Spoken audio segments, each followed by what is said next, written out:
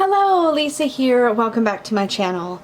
I am having a day where I'm not feeling super good and I just wanted to do something that would feel really nurturing and comforting, and I realized I've never actually done a full walkthrough of my beloved Monstarot, which is my personal soul deck. It is a piece of me. I feel like it will always be my number one deck when it comes to reading for just myself, especially when it comes to comfort readings.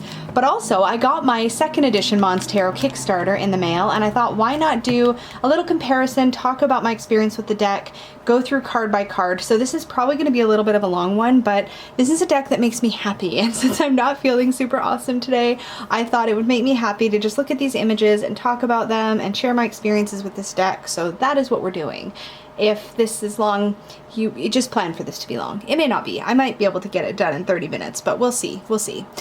First of all, I wanted to talk about my first edition. So this was actually sent to me very generously by a subscriber, at which point I fell promptly, madly, crazy in love with it, and I have been working with it ever since. It did come in a two-piece box with like sort of no lining in here or anything, but it's a nice sturdy box. It's fine. There's no thumb cutouts on the box, and the guidebook cover sort of matches the backs of the cards, kind of, I think. Let's see.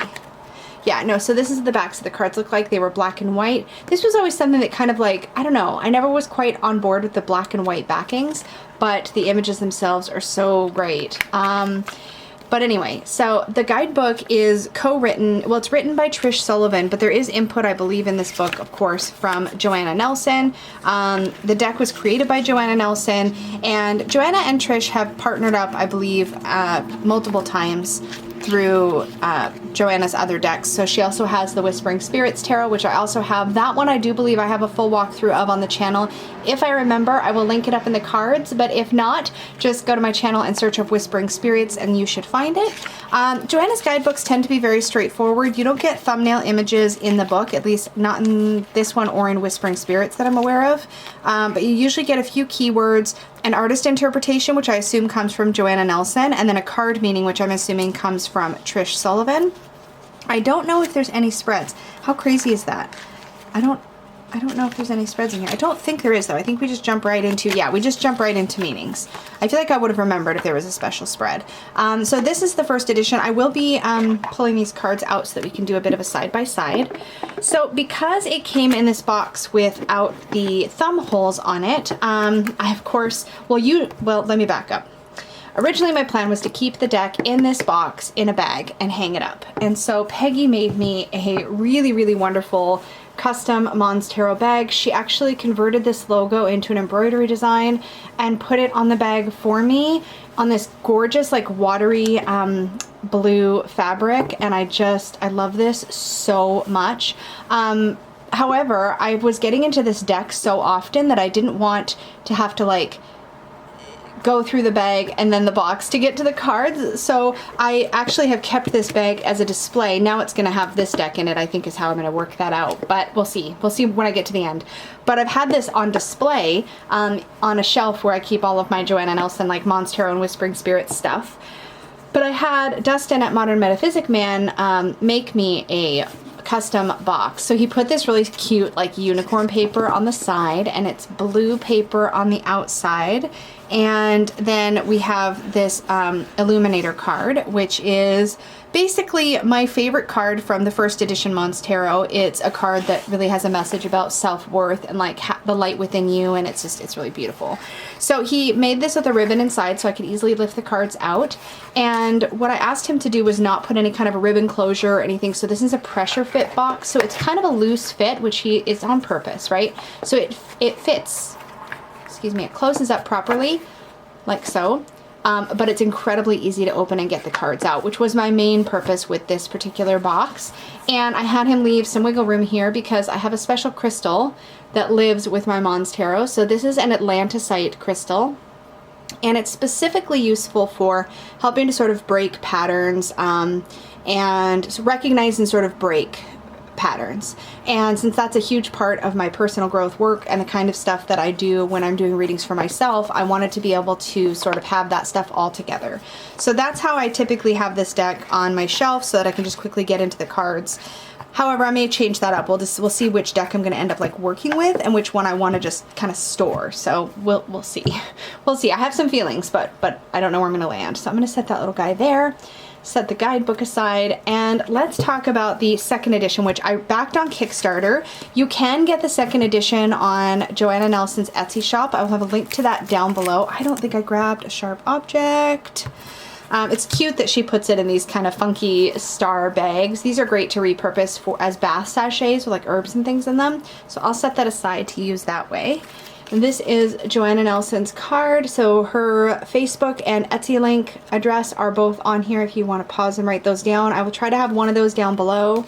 And then this is her, I think it's called Spirit Cats Oracle. It's the only Joanna Nelson deck I don't have. I keep talking about that and I keep waffling about whether I should get it or not. I'm probably going to because they're pretty dang cool. I might be able to do this with my fingernail. We'll see. So here is what our box looks like, and I can already tell the boxes are the same size, maybe just ever so slightly smaller. A lot more colorful. I love this sort of teal color on the second edition, and it says second edition at the bottom. And then on the back you actually get some of the images from the deck. So yeah, pretty dang cool. I'm gonna set that aside. Okay, let's see if I can open this up. Oh, I think I can. Oh, yay, okay. Sometimes you get lucky with this plastic. And before we get into the deck, I'm also gonna go through some of the extras and things like that came in the Kickstarter. What do you call them? Stretch goals, things that we got. So magnetic box, this is my favorite kind of box. So I was actually really excited that it comes in this kind of a box because that makes it really easy to get in and out of, which is, and you don't have to keep track of a separate box piece. Very well done. Super excited about this. Okay, but I'm gonna set it aside for a second. Let's talk about stretch goals. So there was lots. And Joanna let us kind of vote on these as we went through, and I'm really excited because there's a few bookmarks in here, which y'all know I use and love bookmarks. So this is the Death card from the Monstarot on this bookmark backing. Really pretty. We have Strength. I also have a small print of this that I got at Northwest Tarot Symposium in 2019 when I met Joanna. That's the High Priestess card. The Ace of Pentacles. So sweet. So 4 bookmarks, which is great. I'm going to put these in my traveler's notebook.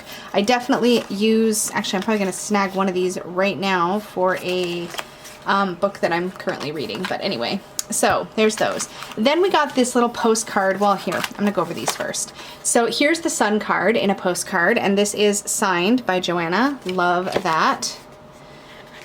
My little Joanna Nelson Monstarot sort of shelf is going to have lots of things on it. And this is the Monstarot affirmation card, or mantra, a little monster mantra from Monstarot.com. And it's breathe in courage, breathe out love. I freaking love this strength card. The colors here are different than they are in the actual card, but I just love the idea of like, I love how that was illustrated. I'll talk about it more when we do the flip through.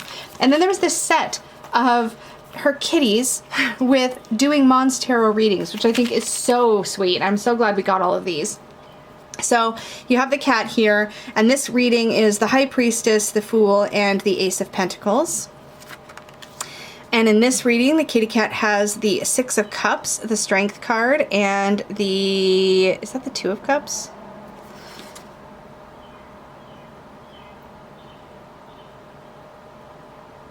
Oh, no, that's the Three of Cups. Sorry, it took me a second. That one right there is the Three of Cups. And then here we have our Queen of Swords, the Ten of Cups, and the Page of Pentacles? No, Page of Wands? Ace of Wands. Ace of Wands. And then here we have the King of Cups, the Chariot, and the Lovers. I love this little flame that's like dancing. This little flame creature is dancing on the candlestick. And then here, with the spider holding the third card, we have the Three of Wands, the Nine of Cups, and the Ten of Pentacles with a little crystal. Joanna's cats are so sweet. I really should get that deck. They look more like this. They look more like these kitties in that deck. So they're sort of angular. Oh, she's so talented. I'm such a fan. Okay, so have all of those extras. I'm gonna just set these aside, except for this little death card, which I'm gonna keep out. Remember to put in my current book. Now I also increased my pledge to purchase a print, and I purchased this gorgeous print of the Illuminator.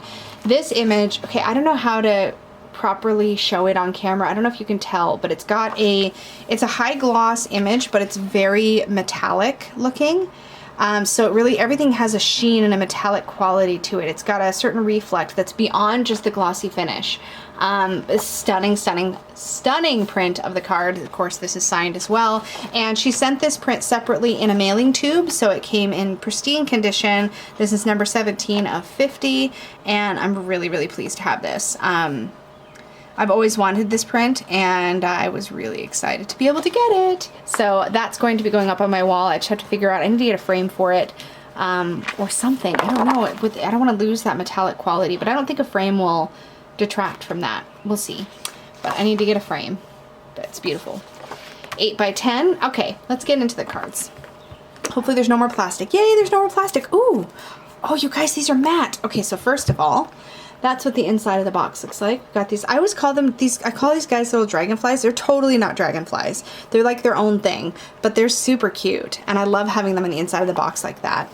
I love that the guidebook has this color cover, and it's just, yeah, you can tell the evolution of the deck is pretty cool to see.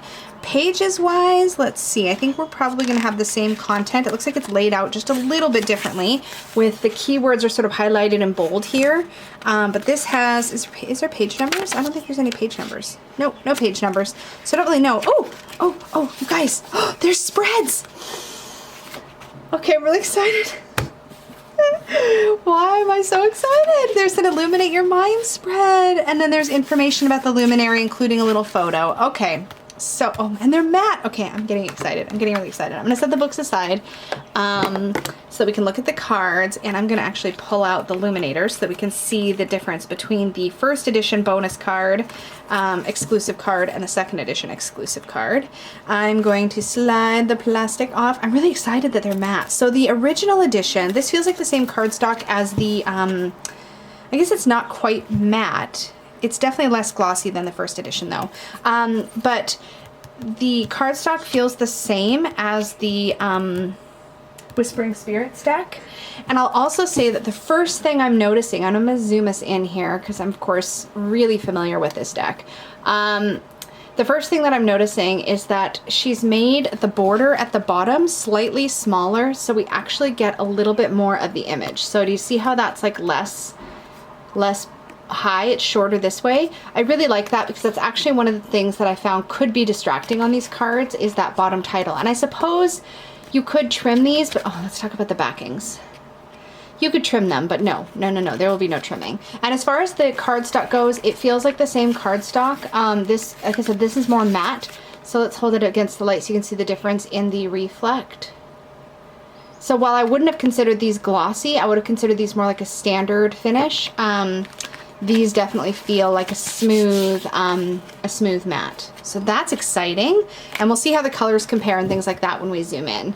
And I'm only going to do comparison for a couple cards, and then I'm just going to focus on the second edition. So let's zoom in. Oh, let's bring you guys down. These are not the exact same cards, so I don't want to compare the color on these two because they were each individually painted. So here we have the Illuminator from the first edition Monstarot. And I'm actually going to read what it says about the Illuminator, and then I'm going to read what it says about the Luminary, because I don't know if they're going to have the same interpretation or not. So the Illuminator, illumination, energy, shining the light of truth. The artist interpretation. The Illuminator stands tall on a mountain beneath the dark night sky. He extends his hands out to the sides, and like magic, bursts of light appear and dance into the form of an arch over him, shedding a bright glow and illuminating his surroundings. Even in the darkest of times, there exists within you an inner strength that can bring you hope when you need it. You are a magical being, able to withstand intense trials and travel arduous journeys in order to succeed. You are more than enough.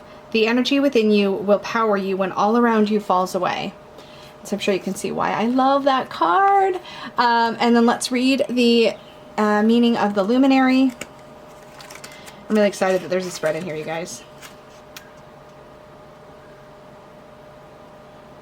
Yes, okay.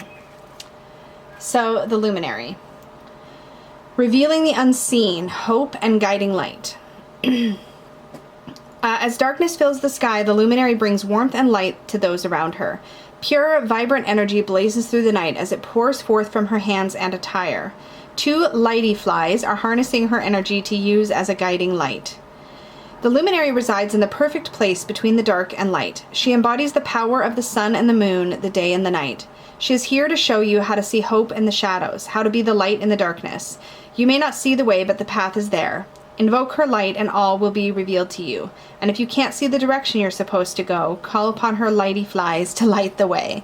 Very, very sweet. I think as far as the message goes, I really love the message of the Illuminator, and I will probably, if I'm reading with this deck, use a similar message, to be completely honest, because I love the concept of the light being already within you, of you being enough. And I mean, look at these 2 characters.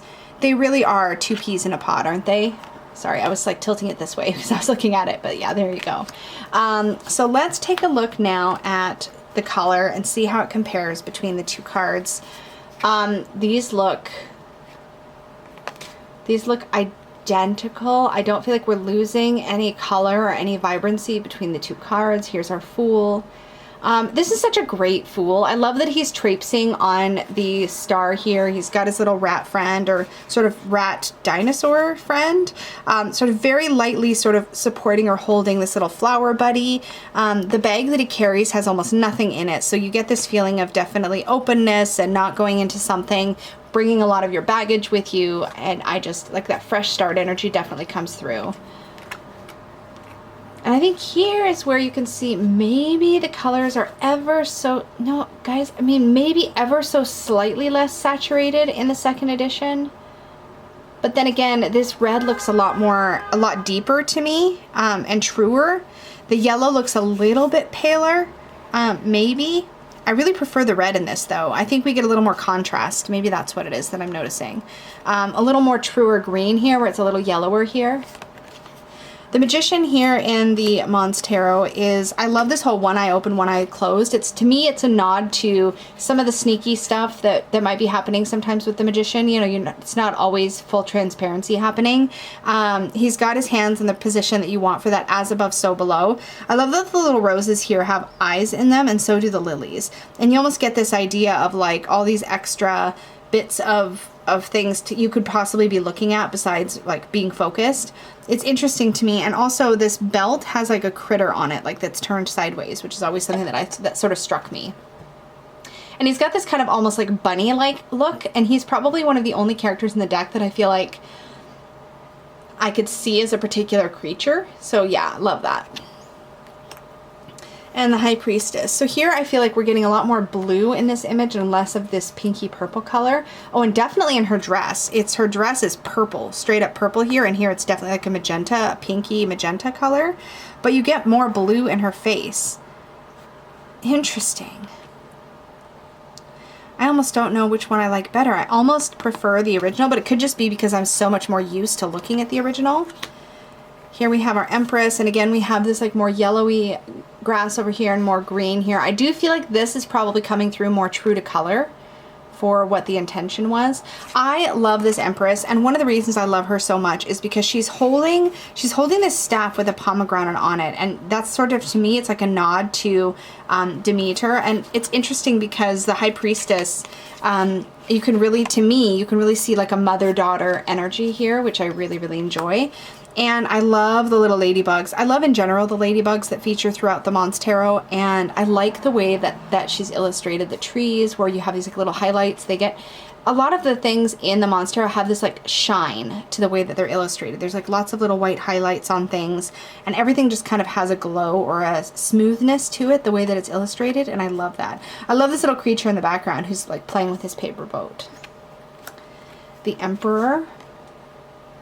Yeah, I think we're seeing here, I think this is probably good as far as getting an idea of the color differences. I'm going to go ahead and put the first edition away.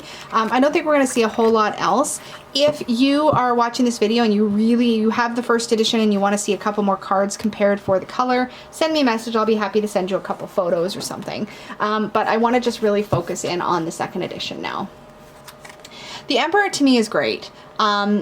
You know, he's got a slight smile on his face, but he's got his hand out almost as if he's just kind of lovingly scolding this little creature here. And this one's kind of in the back like, sorry. Like, it's almost like they're both kind of gotten in trouble before. They've got this sort of meek look to them. So they're definitely subservient in that way, which is kind of brings through that energy of the Emperor. But he doesn't feel harsh or mean or overly intense. And it just makes him really approachable, in my opinion. The Hierophant here, again, more of a teachery energy coming through. I love the little candle on his lantern, or excuse me, on his antler, on his lantern, on his antler. And I love the idea that he's got this like plant with all these different leaves growing off of it. This is shaped exactly like the Hierophant staff in a traditional Rider-Waite-Smith, like the head of that Hierophant staff. And I love the birch trees forming the arch over him, or the gateway. Really enjoy that. I love this Lovers card so much. It is definitely one of my favorites. I love that we have this sort of angel-y creature up here sort of looking over them. I love that you sort of have a masculine, feminine type monster here, but the genders are ambiguous as they are throughout the entire Monstarot. It's something I really love. This just really pulls you into its own world. We also have this little like sneaky snake over here, kind of keeping an eye on things. I don't know if he's being sneaky or not. I love the sun. I love the sun with its little bindi on it. I think it's beautiful.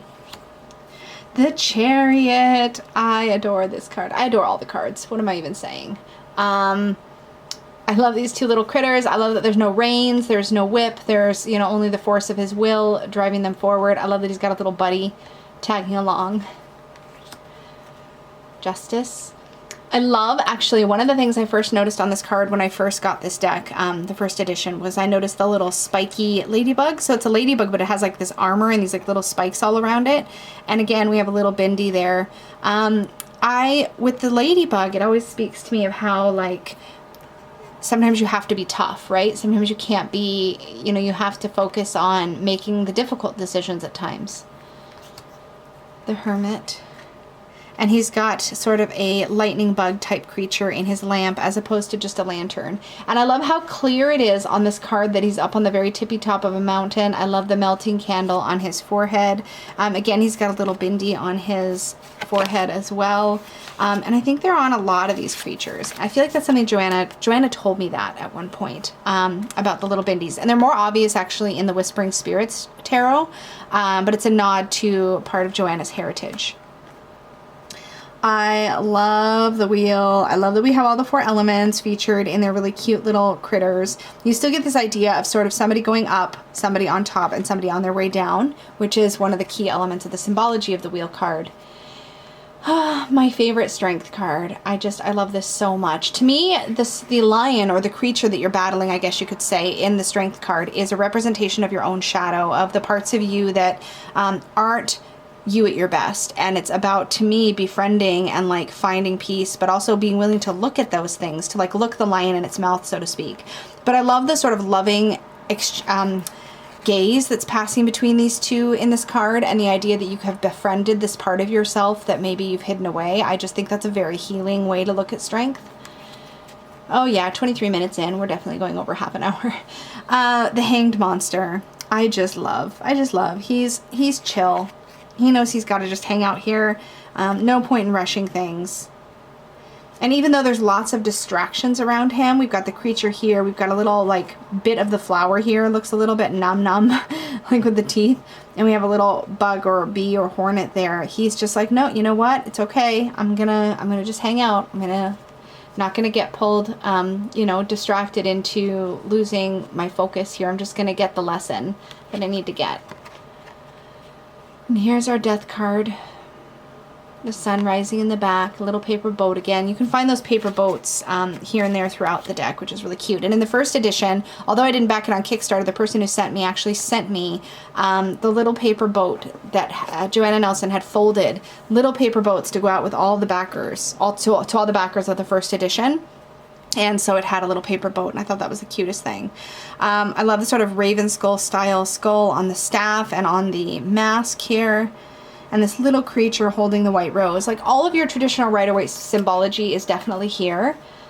I just adore this Temperance card and the way that she's sort of managing the water, and the fish is just, I get the impression, like I always see movement in this card, whether or not it actually exists, but I get the impression the fish is just like hanging out, going back and forth on this little water bridge.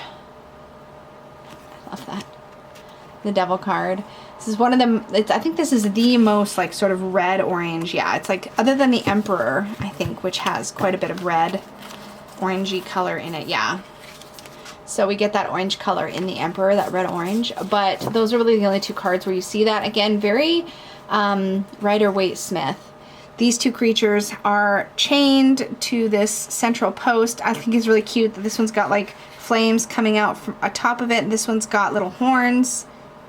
Again, all the traditional Rider-Waite Smith like body language and positioning is there, and of course these chains look like they could be slipped off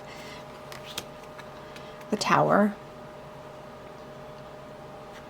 Little birdhouse is tumbling, the creatures are falling. This one's hanging on by its fingernails. Yeah. The star.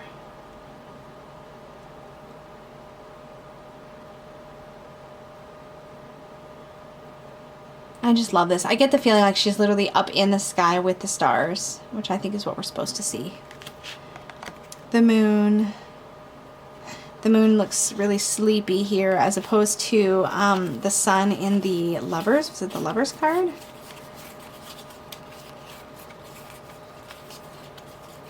I thought it was. Yeah. See the like smiley versus the... I just love that. I don't know why. We still get this idea of the wolf and the dog. We have the path. And we have our crawfish coming out. Love the joy in the sun card. Oh, I could have just compared the moon and the sun there too. Love, love, love, love, love. To me, there's a lot of joy and simplicity, but purity in the sun. I think when we see that whole naked baby imagery, to me, that speaks to sort of that wide open authenticity and vulnerability that you get when you really are yourself, right? When you really step into yourself. I love that. Judgment, super classic here. I love that this card is focusing on these little guys. And the World. The only thing I think that I wish was different about this card or this deck is I wish this boundary around the world was around this figure, which would sort of tie in the symbology of the traditional card a little better for me, but the message still comes across quite well. It's just that one of the things that I look for in the World card is the concept of sort of dancing within a boundary, right? The idea of having boundaries and how they free you in a way. That's one of the things I actually look at in the World, that idea of completion, that you can be whole and complete. You don't have to only say yes. You don't have to only say no. I don't know, I'm off on a tangent. And I'm very sleepy today. As I'm filming this, as I yawn, so sorry.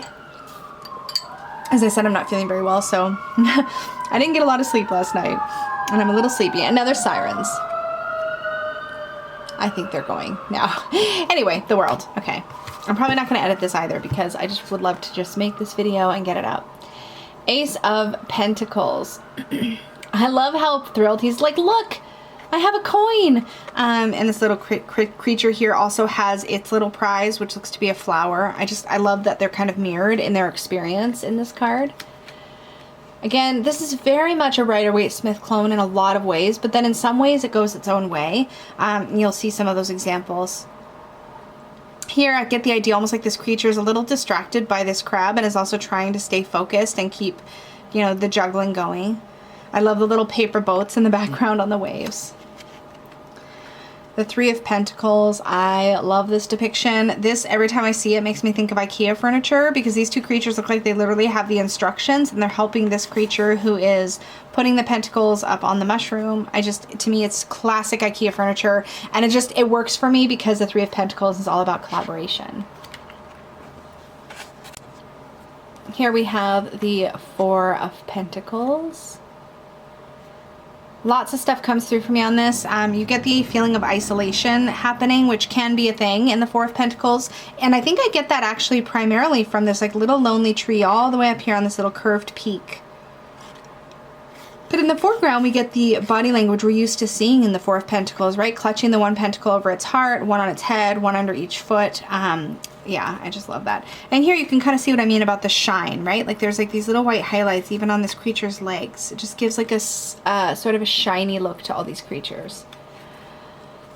The Five of Pentacles. This is just so spot on for me. I just adore this. I love that she's like her friend, looks like it's basically a rock. The Six of Pentacles. You can see the good heart in this creature, but you could also see to me a bit of that sort of, sometimes when we think we're helping, we're so focused on, look, I'm helping, that we're not really thinking about, you know, what are we actually doing? What are we accomplishing? There is a shadow side to this card, which I can also explore. It's interesting because I guess despite the cuteness of this deck, I feel like there's so much you can read through the facial expressions, the interactions between characters, the way they look at each other. This is also a deck I really enjoy doing path working with, just because I think these creatures are amazing. Seven of Pentacles. How is the harvest going to turn out? Just waiting for that perfect moment of ripeness. The Eight of Pentacles, painting these little pentacles. This reminds me a little bit of the scene in Alice in Wonderland where they're painting the white roses red. I don't think that's the intention for this card necessarily, but it's kind of what it makes me think of. And the Nine of Pentacles. I love the bounty with the grapes here. More sirens, oh no. And the Ten of Pentacles.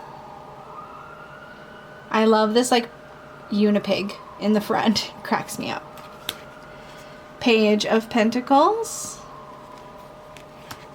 Our Knight of Pentacles. Definitely you can see they're not in any big hurry. Like you can see he's kind of sitting down right now.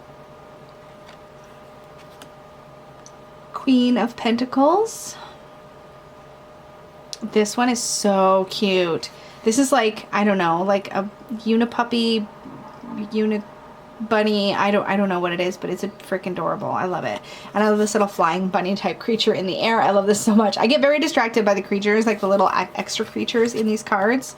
They just, like, I tend to look almost at the little, like, it's almost like there's something about this deck where I almost find myself looking at the, I guess, sidekicks before I look at the primary character in the card, which is really interesting. I think it's cool that the Queen of Pentacles has 3 eyes.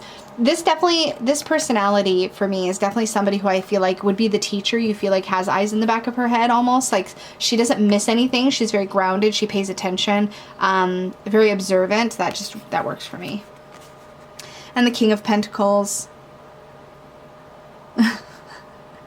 I like how this creature's looking dead on, almost deer in headlights kind of look. The King of Pentacles also has a 3rd eye, which I think is interesting, but it's like way up high, and you get this idea that he's got a bit more of that big picture thinking going. And I talk about like my feelings about kings and their big picture thinking in my tarot memoir series. If you haven't seen that yet, it is fully complete. I went through all 22 cards of the major arcana, all the numerical cards, and the court cards.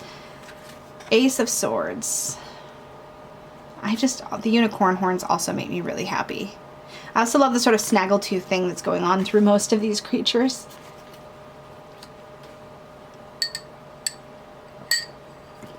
Have a sip of my beverage. The Two of Swords.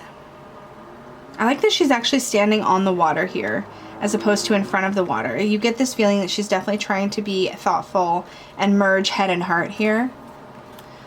This is such a sad card. The Three of Swords. He's definitely, his heart is definitely hurting.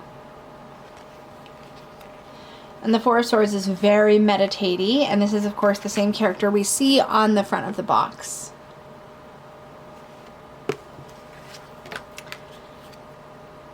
Why did we go from Four of Swords to Four of Wands? That was weird. We're gonna have to put that back where it goes. That's really funny.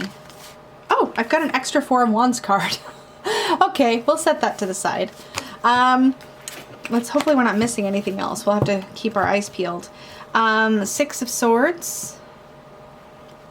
I love this. They're in the boat They're definitely being shepherded, but they've brought their swords with them. Okay, I can't deal, guys. We're going to do a quick little check, and I'm probably not going to edit it out. I just want to make sure everything else is here. So we have Fool, Magician, High Priestess, Empress, Emperor, yes. Hierophant, Lovers, yes. Chariot, Justice.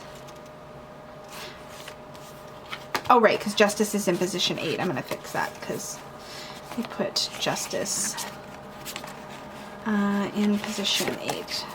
There we go. Okay, so 7, 8, 9, 10. There's no numbers. I didn't mention this, but there's no numbers on the major arcana. And one of the reasons that is because some people do like Justice in position 8, Strength in position 11. Oh my gosh, with the sirens. Why though? That major road is not that close, but my windows are open because it's been warm today. Anyway, okay, so 11, 12, 13, 14, 15, 16, 17, 18, 19, 20, 21. I was trying to make sure I didn't get so distracted that I didn't realize. So ace, 2, 3, 4, 5, 6, 7, 8, 9, 10, page, knight, queen, king. So we're all good there.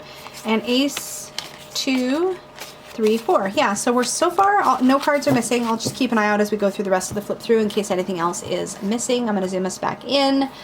Okay, that does happen. Sometimes the printers will insert an extra card. I just want to make sure nothing's actually missing anywhere. So 6 of Swords, yes. 7 of Swords, very classic here. We've got the open tent. This person's kind of getting away with some swords. They've dropped a couple. We don't really know the full story, and I think that's part of the message of the 7 of Swords is sometimes we don't know the full story.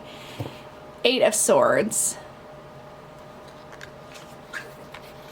One of the fish just jumped. I don't know if you guys heard that. 9 of Swords. This is another one where you really see the shininess of the outfit and the shading here. I love that this creature has its teddy bear and is like kind of wide-eyed and looking at all these like flying swords and being just really nervous. And then 10 of Swords. This to me really feels betrayal. Feels like betrayal. I think it's really interesting though how this creature here is holding a little hand of sparkles and is sort of helping or supporting this person to maybe get back up again. You could get the feeling almost like he was laying down and then this little creature has like sprinkled, I don't know if you can see that in the camera, that little line of like white fairy dust almost that he's like sending up. You get the idea that almost like he's reviving him, which I really love. The Page of Swords. The Knight of Swords. I love that he's on a hummingbird. I think this is so great for really depicting the energy of this card because of course in the Pentacles Knight, because again you can really look to body language of the creature they're riding, right? In the Pentacles Knight it's a very kind of clunky, like slow moving kind of creature, and then in the Knight of Swords we have this very darty, more assertive creature, which makes sense with the personality of the Knight of Swords. Queen of Swords with the butterfly on the tip of her knife. I just love this. I think this really speaks to sort of cutting to truth, the possibility for transformation with clarity. Love that. And the King of Swords. And now we're into Wands. So we have the Ace, the 2. I love the possibility in this card, and I love these little crossed flowers at the bottom. We have, it looks like a daisy and a rose. The 3 of Wands, the 4 of Wands, the 5 of Wands. I love this competition. Creatures here are smiling. The ladybugs are unarmored. You get the feeling too that they are definitely trying to see who's going to win, who's going to sort of be on top at the end. But it's almost like they're taking turns dueling or duking it out, which is, it's more orderly for sure. The 6 of Wands. The Success, the little laurel wreath, little processional. 7 of Wands. He reminds me a lot of the creature in The Lovers. I'm just gonna show you guys what I mean. See? See this blue guy? It's like they could be buddies. They could be friends. He also reminds me a little bit of the monster in The Devil, but no, more so The Lovers. Yeah, anyway. 7 of Wands, 8 of Wands, Zippy Zippy. This little guy looks a little overwhelmed, which is what I kind of like that nod to that card. The 9 of Wands. He's still got a bandage, I think it looks like, on his elbow here. right there. It's just little tiny. It's not really a big deal. He's got it. He's got things handled. And then the Ten of Wands. I like that you can read this as like the heavy burden, but you can also read it as really managing a lot, handling a lot, doing a good job. The Page of Wands with the little salamander shirt. The Knight of Wands. I love how this creature feels like a creature that would get to where it's going by bouncing, almost like big bouncing leaps. And that movement for some reason works for me when we're talking about the Knight of Wands, who's somebody I see as a little more flamboyant, a little more like, hey, look at me doing the thing. So I really like that. It feels like they're very well matched. The Queen of Wands looks like she's going to take no crap at all, and I love that about her. And I love that this little cat creature here looks like it's about to eat these like little starflies. Even the rock is kind of like looking up at her like, ooh, like impressed, right? I love that. And the King of Wands. They're each holding like a little like lion or lioness like stuffy, it looks like, which I think is really a fun little extra in the card. Ace of Cups. I love the cup suit. I mean, that shouldn't come as any surprise. We have these like lotuses. I love lotuses in the Ace of Cups. I love what lotuses represent. But more than that, what I like is that this lotus here is like hungrily gobbling up all of this wonderful emotional blessing that's coming. I just think that's a really cool imagery for the card. Two of Cups. This is super classic to me, and I love it. Three of Cups. It's cool because they're not all exactly the same. These two look like they're very similar creatures, but then you have this like mushroom dude in the back who's like having a good time too. I love it. Four of Cups. This card is also very meditatey, and I love that. In fact, he looks like he could be the same exact creature just without a hat from the Four of Swords. Let's take a look. Nope, definitely different creatures. But again, kind of meditatey. He does look like he could be going, no, I don't want to look at that. On the other hand, you could read this as just being content with what one has and not feel like one needs to add more to it right now. So there's different ways to look at that card. The Five of Cups. Six of Cups. I like that the age difference between these characters is a little more ambiguous. I think it's interesting because we don't always know, did this creature just give this creature the vase with the starflower in it, or was it going the other direction, right? The Seven of Cups. Love that. The Eight of Cups. I really love how the ladybug is on long legs. Like she's like picking up and moving forward. The Nine of Cups. This reminds me of Little Miss Muffet every time I see it, even though this creature here looks like it has some affinity to the spider with all those eyeballs. But the spider itself has like a little floral wreath on its head, which I think is super cute. Ten of Cups. Again, I'm going to come back to the fact that one of the things I love about this deck is that there is ambiguous, lots of different colored creatures, lots of different potential genders. Yes, there's sort of masculine and feminine stereotypical dress on a lot of the characters where you can work with that masculine or feminine energy if you want, but there's also a real non-distinct, it's not always a distinct gender. At least I don't think it has to be, which I think is pretty cool. And the Page of Cups. Love, love, love, love, love. But again, very traditional, especially through the court cards, or through the pages at least, they feel very Rider-Waite-Smith traditional. And the Knight of Cups is not riding anything at all. In fact, it's a sea creature who's walking on land in towards water, right? And I like this sort of self-possessed energy of this creature. Like it's both, it is the rider, but it's also the mount. I don't know. I don't know if I'm explaining that right, but it makes sense to me, that sort of self-possessed energy with the Knight of Cups. And the Queen of Cups here. And the King of Cups. So I don't think everything was here. Knight, Queen, King. Yeah, nothing else struck out to me that it was missing. So I think I just have a bonus Four of Wands, which is cool. I have an extra bookmark now. Woohoo! So that, my friends, is the Monstarot second edition. We're going to give this bad boy a couple shuffles. Now these are larger than a standard tarot deck. I have bigger hands, so I can just get my hands around them to do a traditional rifle shuffle. These feel slightly stiffer, I think. Let's just see. Let me grab my first edition. Actually, let's look at them sideways, because I think it might be a thicker cardstock. Oh yeah, it's definitely a thicker cardstock, you can see, right? So we probably went from like a, say, a 320 to a 330 GSM, perhaps. I mean, I'm just guessing. If anybody knows for sure, feel free to correct me down below. But yeah, these definitely are stiffer, which is nice because these ones, for some reason, have a bit of a bow that direction. I don't know if that makes sense. They don't bow, they're not bowed like this way. They're kind of bowed this way. And they're really nice to shuffle, the first edition is. It's got that sort of classic playing card shuffle feel to it. Oh, I forgot these were in order. But I was going to want to shuffle them again anyways. Yeah, so that's how those feel. These ones, they've got that more matte feeling to them. I don't know why, it's interesting. I don't ever usually hand over hand my first edition like lengthwise like this. I usually hand over hand it this way. But for some reason, yeah, I still think I prefer this. My hands do get around it the other way though, which is interesting. I'm sure they're the same size. I'm gonna give this another rifle. Uh-oh, it's not a very even rifle.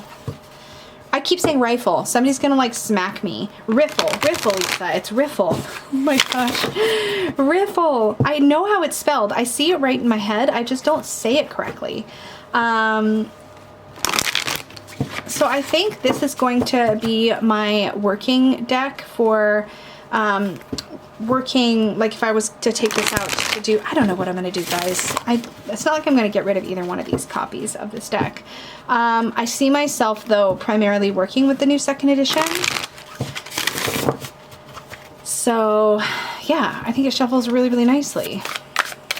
So I think what I'm probably going to do is I think I'm going to keep my first edition in its box on my shelf, which means it'll probably still get more play, I suppose.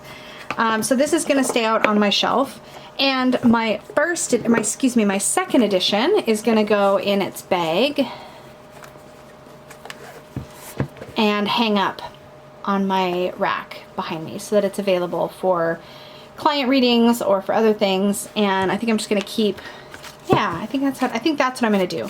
So I guess depending on what I'm doing, that's how I'll work it. That's what I'm going to do. Okay, I'm going to stop playing with these on camera because it's already been a really long video. I'm going to just spread these out.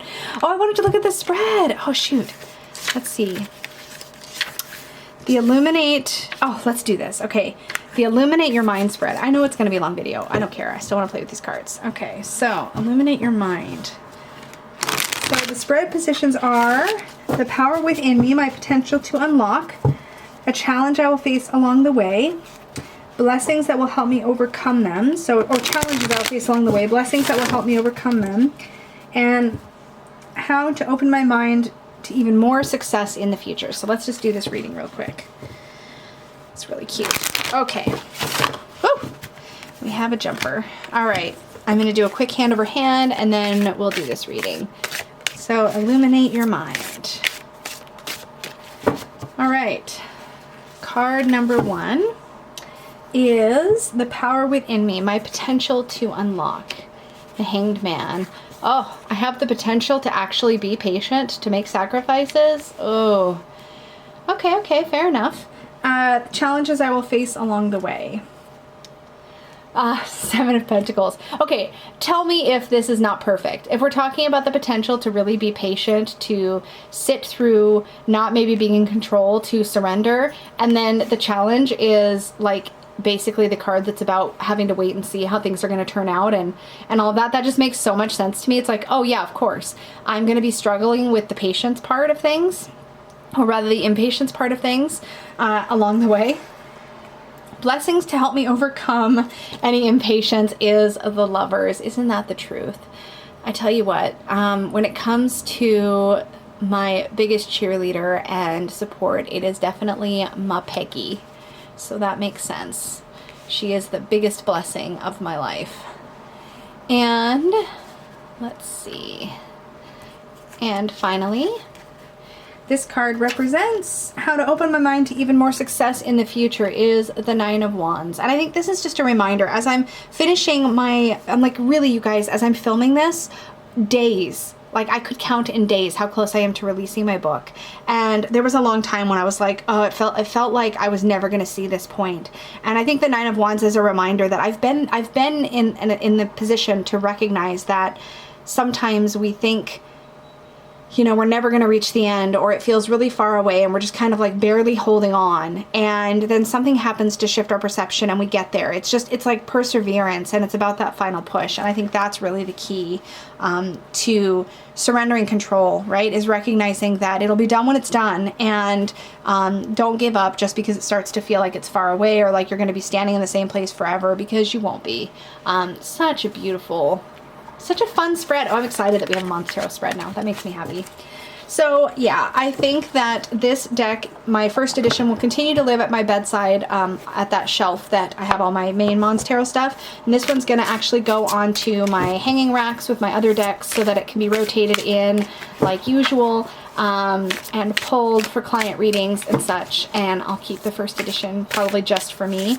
But I love this. I'm not sad to have 2 copies of this deck in my hands. I just can't stop shuffling it, you guys. I'm sorry. Okay, we're gonna do the thing. We're gonna end the video. I swear. I swear. I swear. It's like the really, really long goodbye. They don't fan quite as well as the let's see if I can fan them at all. They don't fan quite as well as the first edition because of course they are a lot more matte. But we're getting there. We're getting there in the end. We're a little bit not smooth. Look at that. We got there. Oh, and I lost the book. There we go, guys. That is the Monstarot 2nd edition. I will have a link down below to Joanna's Etsy shop where you can probably order this still. Don't do what I did. The first edition was available in her shop and I kept looking at it and hesitating and looking at it and hesitating, and then it went out of print. And as you know, it was a long wait for it to come back into print. And there's never any guarantee with an independent deck that it will keep coming back into print. So if this is one that really has caught your attention, I encourage you not to hesitate and don't miss out. I think this is a really, really special deck, and it will always be, I think, my very favorite deck, particularly my favorite from Joanna Nelson. I don't think she can do anything that will ever completely match this for me. Who knows? She might prove me wrong. She does keep putting out really cute stuff. So this is, again, my friends, the Monstarot. Thank you so much for hanging out with me on this day when I wasn't feeling all that spectacular. I look forward to hearing your thoughts on it. I look forward to sharing more about this deck with you guys in the future. You know, this will always come up again and again in my videos, so this won't be the last that you hear about this deck. Thank you so, so much. I hope you have a beautiful day, afternoon, or evening, wherever you might be. And remember to like, share, subscribe, do all of those good things. And if you would like to book a reading with me, and you can always request this deck, if you would like to book a reading with me, you can do that over at supportivetarot.com. Thanks, guys. Bye.